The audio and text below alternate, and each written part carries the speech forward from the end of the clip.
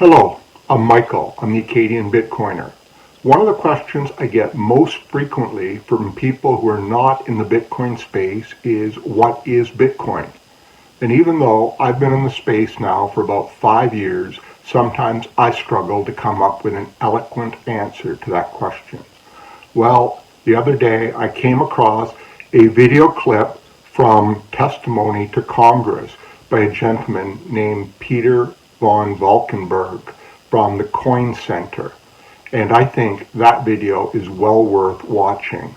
The Coin Center is a not-for-profit research and advocacy center in Washington, D.C., focusing on public policy issues facing cryptocurrency. Their mission is to defend the rights of individuals to build and use free and open cryptocurrency networks. One of their researchers, Peter van Valkenburg, testified in front of Congress a couple of years back, and he presented the most eloquent description of what Bitcoin is. I'm going to share that video with you. Chairman Crapo, Ranking Member Brown, members of the committee. Thank you for the opportunity to speak with you today. My name is Peter van Valkenburg, and I'm the Director of Research at Coin Center, an independent nonprofit focused on the public policy issues affecting cryptocurrency and public blockchain networks. What is Bitcoin? Bitcoin is the world's first cryptocurrency, and it works because of the world's first public blockchain network. What does Bitcoin do? It's simple. It lets you send and receive value to and from anyone in the world using nothing more than a computer and an internet connection. Now, why is it revolutionary? Because unlike every other tool for sending money over the internet, it works without the need to trust a middleman. The lack of any corporation in between means that Bitcoin is the world's first public digital payments infrastructure. And by public, I simply mean available to all and not owned by any single entity.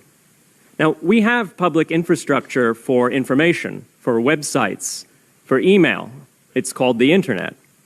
But the only public payments infrastructure that we have is cash, as in paper money. And it only works in face-to-face transactions. Before Bitcoin, if you wanted to pay someone remotely over the phone or the internet, then you could not use public infrastructure. You would rely on a private bank to open their books and add a ledger entry that debits you and credits the person you're paying. And if you both don't use the same bank, well, then there'll be multiple banks and multiple ledger entries in between. With Bitcoin, the ledger is the public blockchain, and anyone can add an entry to that ledger, transferring their Bitcoins to someone else. And anyone, regardless of their nationality, race, religion, gender, sex, or creditworthiness, can for absolutely no cost create a Bitcoin address in order to receive payments digitally. Bitcoin is the world's first globally accessible public money. Is it perfect? No. Neither was email when it was invented in 1972. Bitcoin's not the best money on every margin. It's not yet accepted everywhere. It's not used often to quote prices, and it's not always a stable store of value. But it is working, and the mere fact that it works without trusted intermediaries is amazing. It's a computer science breakthrough, and it will be as significant for freedom, prosperity, and human flourishing as the birth of the internet. And Bitcoin is just the beginning. If we can replace private payments infrastructure, then we can replace other private choke points to human interaction as well. Now, why should we want to build more public infrastructure? Why should we embrace blockchains over corporate intermediaries? Why should we tolerate their inefficiencies and work to make them better? Why should we want the pioneers of this technology here in the United States and not fleeing overseas? A simple reason.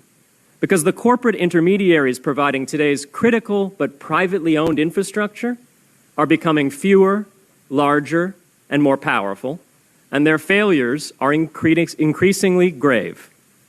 So roughly half of all Americans, 143 million people, had their Social Security numbers exposed to hackers because of a breach at Equifax. The SWIFT network has relayed hundreds of millions of dollars in fraudulent transactions because of hacked member banks in Bangladesh, Vietnam, Ecuador, and Russia. The FBI suspects now that the largest of these hacks was perpetrated by North Korea. Corrupt, low-level employees at an Indian bank, Punjab National, were able to fraudulently certify SWIFT messages, stealing $1.8 billion. It's the largest electronic bank robbery in history. In fact, it's the largest bank robbery in history. In October 2016, an estimated 1.2 million internet-connected devices were hacked and turned into a botnet that for several hours made prominent websites unavailable across Europe and North America, including CNN and Fox News, the New York Times, and the Wall Street Journal. Increasingly, physical machines are being connected to the internet to augment their capabilities.